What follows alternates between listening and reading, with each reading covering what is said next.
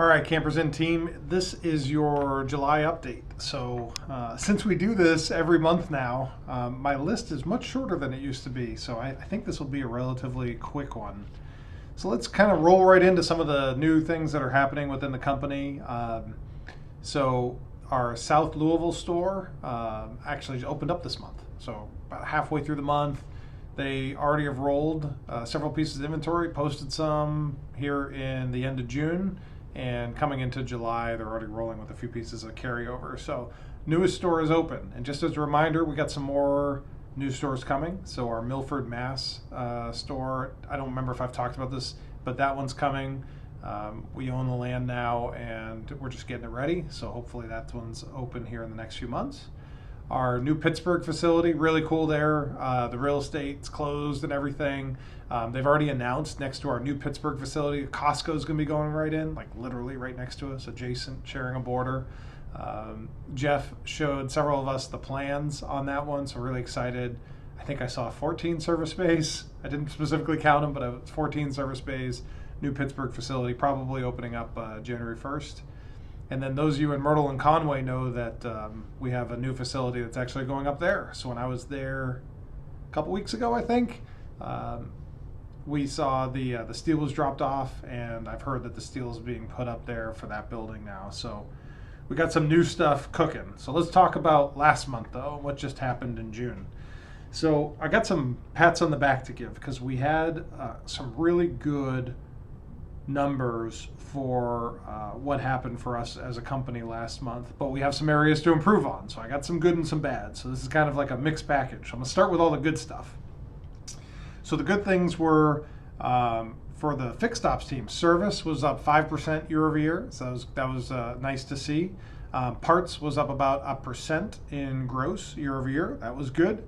Our sales departments, in terms of unit sales, so the number of RVs that we actually sold to customers, was up 12%.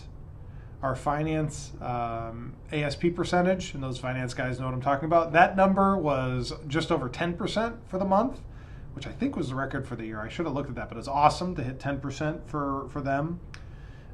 So overall, every department had like some good things working within it, right? Like from service being up, a bunch of stores were well above their budgets, which was awesome to see because to me, the budget's that number you got to hit, and then I love it when you guys crush it.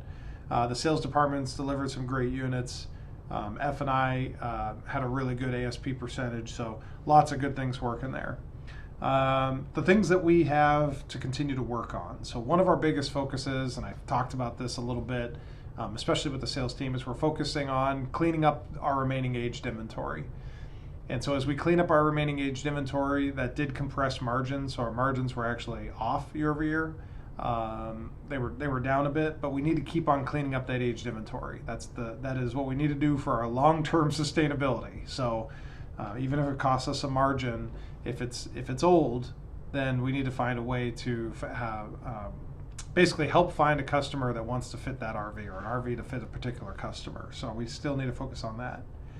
And then the other thing that we need to focus on is, even though we had a lot of improvements year over year, as a whole company, what we saw was a lot of our expenses actually grew faster than those improvements. So we have some controllable expenses that I need the team's help focusing on. So let me give you a few numbers. Not all the numbers are like this, but give you a few numbers, kind of help you see. So like lot damage was up over 50% versus last year.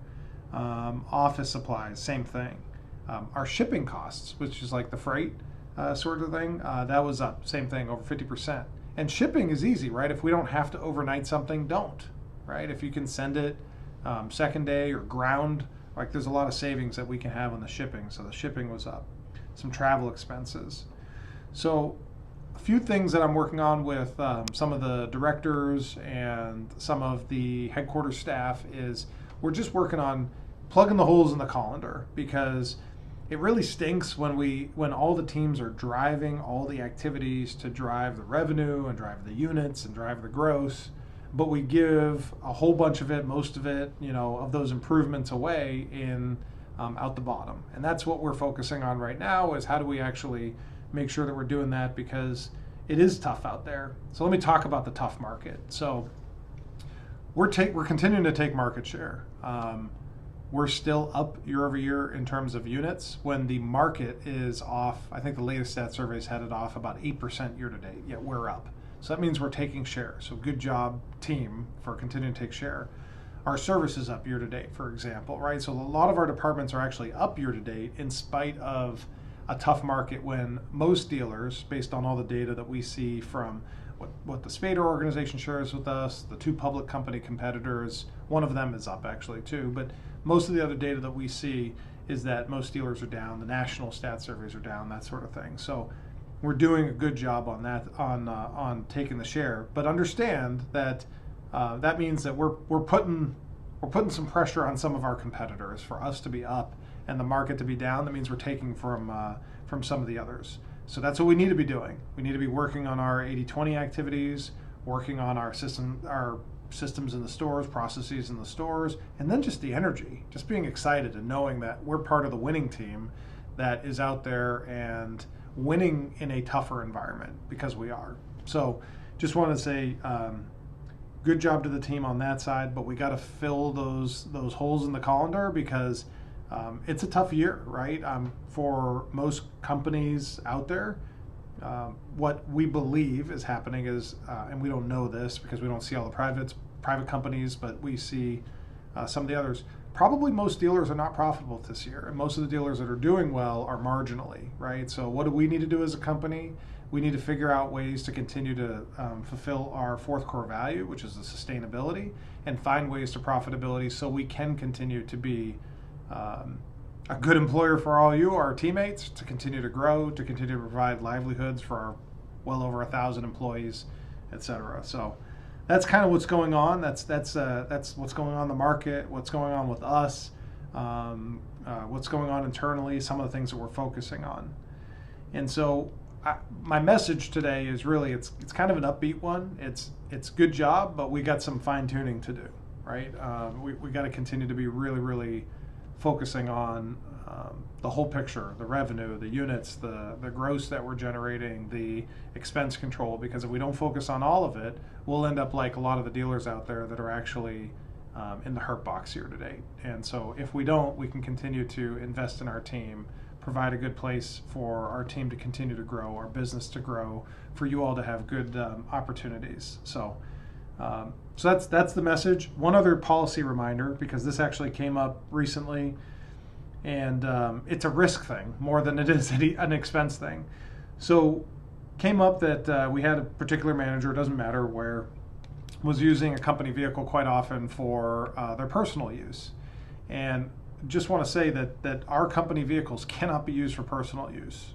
There's a huge challenge for us on the risk side with insurance, with our liability and everything, and just want to put it out there to the whole team that unless I approve it and there's actually a work-related reason for it, we can't be using any of our company vehicles for personal use. That includes just driving to from home. That doesn't work.